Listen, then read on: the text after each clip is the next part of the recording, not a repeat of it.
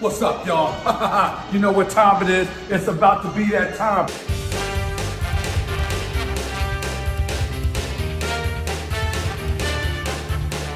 Damn, son, where'd you find this? You know, I'm something of a scientist myself. Savage. We're back. Our lovely pirate story returns with another banger, One Piece 1061. 628 chapters after first being mentioned, Vegapunk appears. But is it the real Vegapunk? Is it the first Vegapunk? Is it a clone? Is it their daughter? All this and more. There was something for everybody this chapter, literally. Even Carrot fans. He knew how bad you wanted Carrot in a barrel, so he gave you a rabbit in a barrel. Look at Oda, man. Wow, what a sav.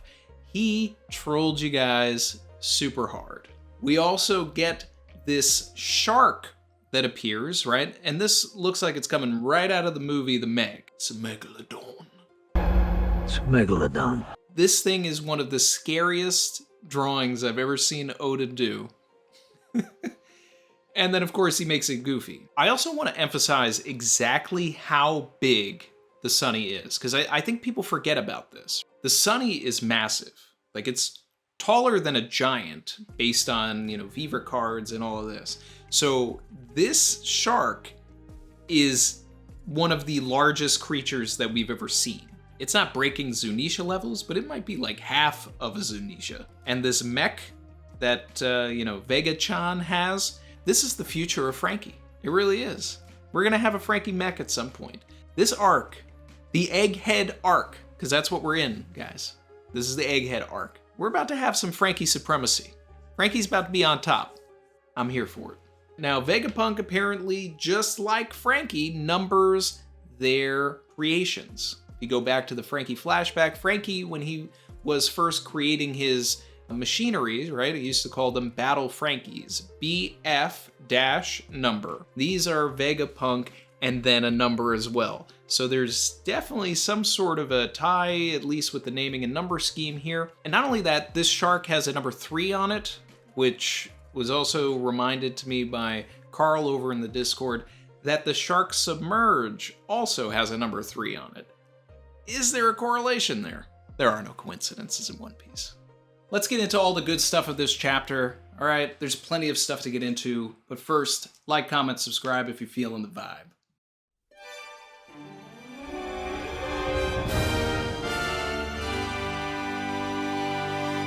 Now, I want to talk about Egghead as just an island, because if you take a look at the terrain of Egghead, it's not conducive of a winter island. We're seeing tropical trees and all of this, and Oda likes to have a twist, right? When we were in Punk Hazard, the twist was that, not only is there this hot area, there's also the cold area, and it's because of Kuzan and Sakazuki's fight. Now, here, what I think is happening, and this goes back to 3D2Y, right before the time skip. During his stay on Baltimore, Franky found a bunch of blueprints from when Vegapunk was a child. And even then, Franky was like, the stuff that's here isn't going to be feasible for 200 to 300 years. Now, we're learning that Egghead itself is the island of the future and that it's 500 years advanced. So, how old is Dr. Vegapunk? Could the blueprints that Franky have found actually have been from hundreds of years ago? Vegapunk could be very, very old and has been, using science to either de-age themselves, move their consciousness into a new host body, right? Because we know that we can clone. Yes, science! So, could this female Vegapunk actually be a clone that has Vegapunk's consciousness? Could this female Vegapunk be a robot that has a hive mind, and there are several Vegapunks that Vegapunk is, controlling from a central hub that is maybe just his brain in a box or something? Or is this his daughter or granddaughter, and they have the same surname, and she's also a doctor? So, technically speaking, calling herself Dr. Vegapunk in that situation is not a lie. Is she the Dr. Vegapunk? No, but she is a Dr. Vegapunk. So the other thing too is that this Vegapunk that we meet is very insecure, calls themselves mediocre, is a perfectionist, but hasn't been able to actually turn the primal instincts. Now we know that on Baltimore, Vegapunk was experimenting with animals and was able to get them to work for him and actually like build things. And one of the things that Vegapunk was trying to build was a machine to regulate Baltimore, which was a winter island, and make it warmer. So what I think here is that Vegapunk has finally perfected their weather technology, which could tie into something with Nami as well. And this island was actually a summer island that Vegapunk turned into a winter island. And that's why we have this eddy and things like that, because there's actually, it's actually supposed to be a warm climate, but Vegapunk is pushing out all of this cold climate that it's conflicting and creating this like whirlpool in the air. And that's what Bonney got sucked into when the Megalodon ate her ship. And more on that, Bonney said that she came alone, which I think is confirmation that when we saw Bonney right before the time skip, Blackbeard killed her crew.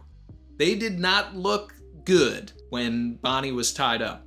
I think this is confirmation that Blackbeard is a total savage and actually did kill all of her crewmates. Anyway, what are the things that we know about Dr. Vegapunk? Well, one, we know that they invented the technology to give an object a devil fruit. So to basically give an object some sort of a soul.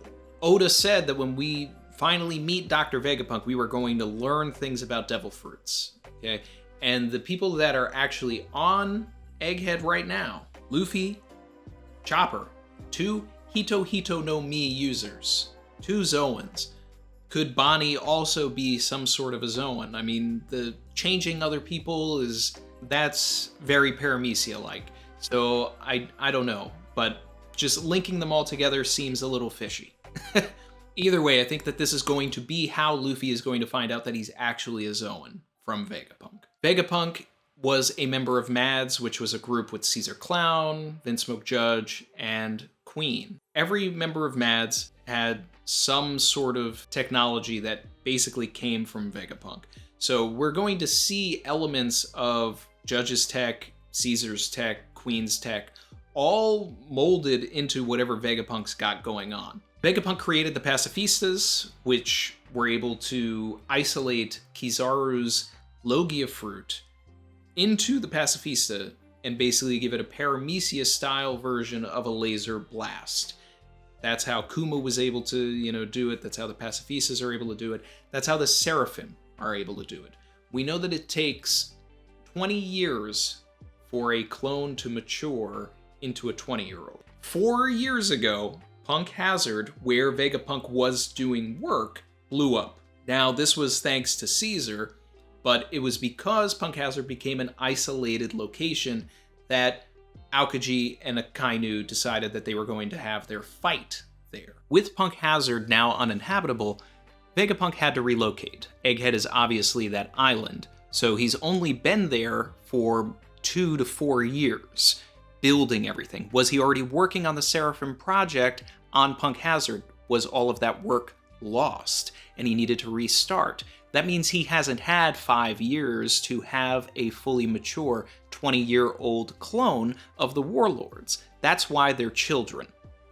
Right before the time skip, Drake goes to a certain winter island that is called KAIDO'S favorite island. On it, he runs into Scotch, who is presumed to be a Kaido underling. What is interesting about Scotch is that Scotch has some numbers on him. 18. Is Scotch a cyborg created by Vegapunk? Kaido himself was doing dealings with the world government. All of those weapons that were being made on Wano were being sent to Doflamingo, and Doflamingo was brokering them with CP0. The world government was then using those weapons to warmonger and control the world. So Kaido was actually a instrument for the world government, and probably why they never messed with Wano in the first place. So it's not out of the realm that Kaido and Vegapunk may have some sort of a relationship. Kaido was experimented on by Vegapunk, which I don't necessarily think Kaido would be too fond of, but maybe at some point they came to some sort of an understanding and were able to work together. And that Egghead port is actually that certain winter island. Now, there is a particular structure that during the time skip when Drake was there was being built. During the Caribou cover story in the post-time skip, we see that structure and it is now completed. Could this be because Egghead Port was being built by Vegapunk during those 4 years? After Punk Hazard, Vegapunk had to relocate. So that's why these structures were being built. So over the course of the past 4 years, Egghead is basically a man-made island. Completely metal, completely electronic. Maybe it's a ship. Maybe it's a spaceship. Let's tie it even to the Enel cover story. The old man in the Enel cover story was from Vegapunk's home island of Baltimore. And he was also creating robots, which are the robots that Enel, has interactions with in the cover story. All of this stuff is going to tie together in some way. And eventually we are going to have to deal with everything that we saw on the moon in Enel's cover story. When we see Egghead Port, there is a gigantic cloud conveniently obscuring a large portion of Egghead. Now, normally, when Oda shows us a new island, he doesn't hold back. He gives us everything. But he is actually shrouding a significant portion of Egghead in mystery.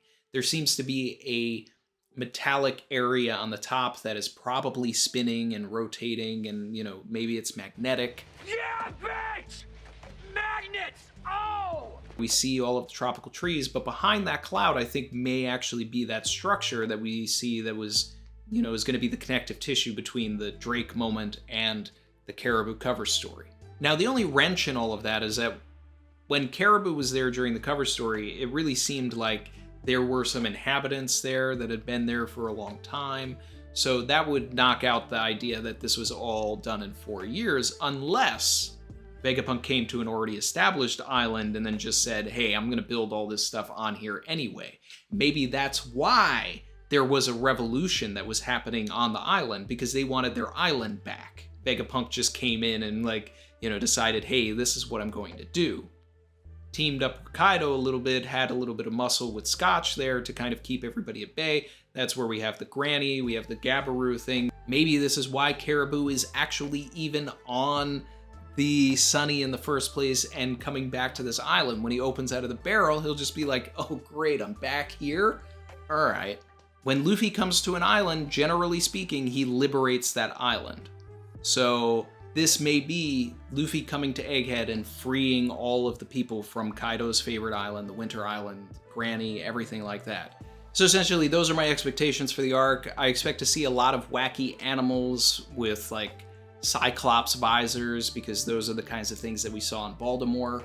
So we're going to see gorillas, maybe even T-Rexes and dinosaurs and different things like that with mechanical parts that we're going to have to deal with over the next couple of chapters as we explore this particular island. The crew splits up again. Oh shit, here we go again. Traditional start of an arc fashion, but Oda put these particular individuals with Bonney because, one, they're not going to care about her wringing her shirt out, and two, more than anything, he's trying to keep Bonney away from Zoro, because Zoro would recognize Bonney. Zoro and Bonney had a very impactful meeting during the archipelago. Bonney saved Zoro's life, prevented him from killing Charlos, and explained, that, hey, that's a world noble, etc., etc. She started off in her kid form, and then she was in her 20-year-old form. I think Bonney is actually somewhere in her, 70s, 80s, maybe even 90s, or older, depending on One Piece. Kureha's 137, so maybe Bonnie's 200. I don't know. I think her real form is the Queen Dowager Connie, rather than Bonney being a young kid. Because if Bonney's a young kid and, we're seeing what we're seeing in this chapter... Right to jail, right away. Bonney mentions that in the newspaper they were talking about Luffy's Gear 5 form. What were they saying about it? I want to know, Oda. We got some sword lore, people. We love sword here. We're going to talk about sword. So we meet some new members. We have Hibari, who we have never seen before, but she apparently owes Kobe for something. Did Hibari get saved by Kobe during the Rocky Port incident? Perhaps. We are also introduced, but really reintroduced, but more so actually introduced to Prince, who was in the Capone cover story. He had a couple of spreads there, didn't really amount to much. He was just hunting for Capone. Now, for the most part, all of these characters look like schmoes, and in my headcanon, Sword is top tier. We now know that Helmeppo is Sword, but that was to be assumed, because if Kobe is Sword, and I believe that Garp is the leader of Sword, then, it's just the association. Now, Helmeppo is really hyping Prince up and saying, hey, we need to go take on Blackbeard, we've got to go get Kobe back. And he also says, we're so close to Egghead, can't we just go and get a Seraphim? Now, this is heavy implication and almost confirmation that the Seraphims are on Egghead.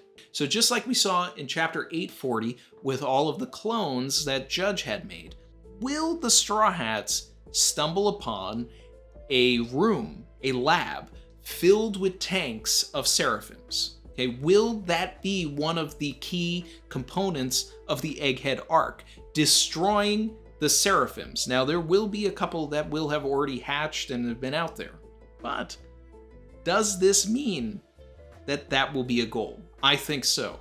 I think that there will still be 7 to 10 Seraphims that, we'll have to deal with, but having one of the plot points of this arc be destroying the other hundreds of them, I'm okay with that.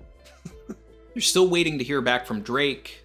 Did Drake stow away on maybe Law's submarine? Is he on Kid's ship?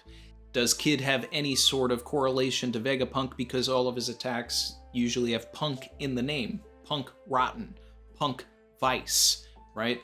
Deals with metal, is some sort of a scavenger in the same way that Vega-chan, right, is a scavenger as well and is upset with the gigantic sharks submerge, eating ships and not just crushing them so that she can get the parts and everything like that.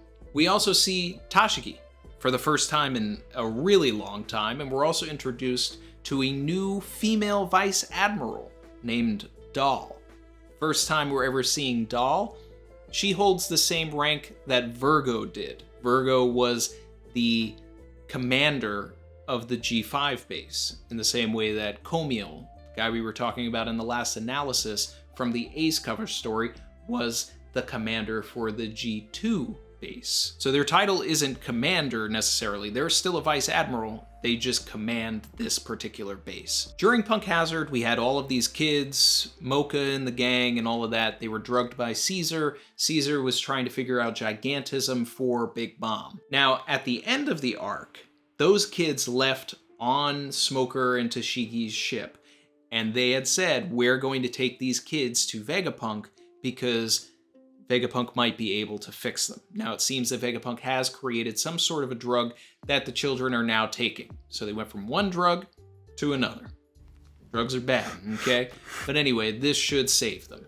So that's happening. The sword situation seems to be happening also on this particular base, however, in a different room. We did get confirmation that Doll and Tashigi are not members of Sword, because everybody else in that other room, Prince, Hibari, Helmeppo, they're all Sword members.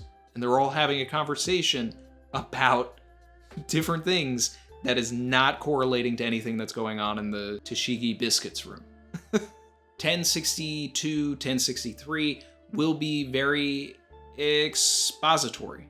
Setup chapters. Think Little Garden. Think the beginning of just about any arc. The chapters of Punk Hazard where they were, they ran into the dragon. They, all this stuff where we don't actually know exactly what's going on yet, but we're getting fed information. Will we see more of what's going on with these Marines.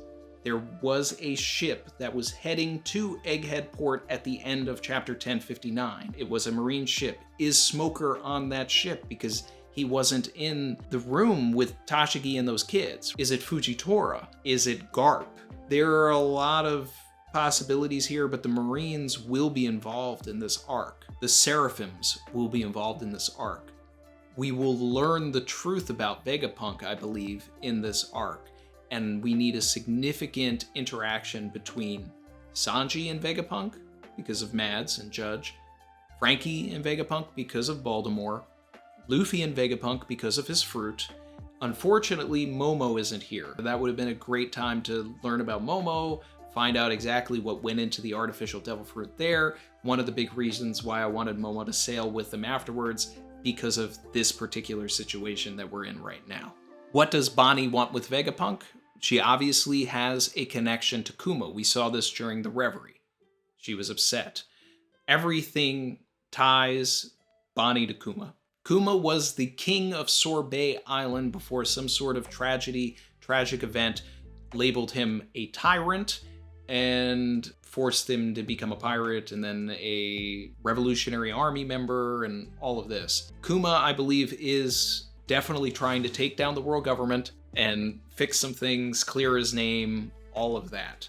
There's been a lot of theories that Bonney could be Kuma's mother. There is the possibility for that. And now this mother is just showing up and wants to say, hey, what'd you do to my son? Undo it. But Vegapunk probably can't undo it. Or is Vegapunk's dialogue in this chapter about not being able to control the primal nature of their creations a clue that Kuma was able to access memories during the Reverie and basically as muscle memory was able to protect people like Sabo, Bonney, Vivi? We need to find out what is Vegapunk's true nature. I've always said chaotic neutral. They don't really have a side. Yeah, they're working for the world government, but they're working for the world government because the world government funds their projects, which was a big point of everything in Baltimore, was that Vegapunk wanted to do all of these things, but couldn't because they didn't have the funds and resources to do it. The world government comes in and says, hey, you're a genius, here's a blank check. You can do all of these things and you can have these side projects, but when we say, hey, you need to do this, you need to do it. But is Vegapunk actually two-timing on the world government with the Revolutionary Army because of all the steampunk vibes? The goggles look like koala. There's a lot that really can be inferred from so little, that we're getting, and we're just piecing it together. But that's the fun. This is One Piece. This is what we do. I'm expecting an arc filled with sci-fi movie references in the same way that Thriller Bark was filled with all these Tim Burton and horror references and everything like that. I can't wait to get into my bag. Sci-fi is my favorite genre. It's the genre that I love to write. And, it's like Terminator, Back to the Future. Like, I just love these movies. And I expect to get a lot of stuff that is tying into this.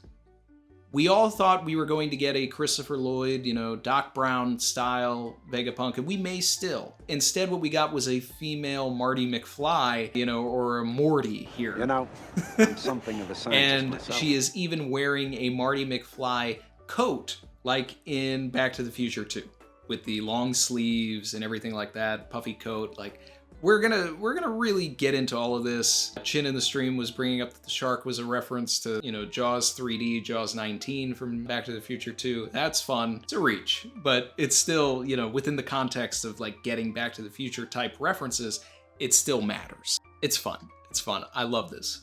I want to thank everybody that supports the channel, supports the streams. We did have a little bit of an issue. YouTube itself shut down during the 1061 stream. I did stitch the reaction to the discussion that we did because we split into two. On the VOD channel is the full stream, reaction and discussion. Shout out to our new member, Sophalia Majestine, and returning members, Denuma 101 and DJ Red Comet 369. Appreciate you guys. Stay tuned next week. We're going to do a theory for theory. We're going to talk about all of the banger chapters that we've just had.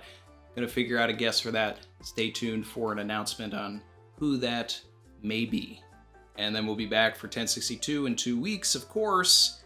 Can't wait. There's going to be greatness. There's going to be other videos that are coming out, other ones that I'm still working on. So stay tuned. I will see everybody next time. Like, comment, subscribe if you're feeling the vibe. All right, later.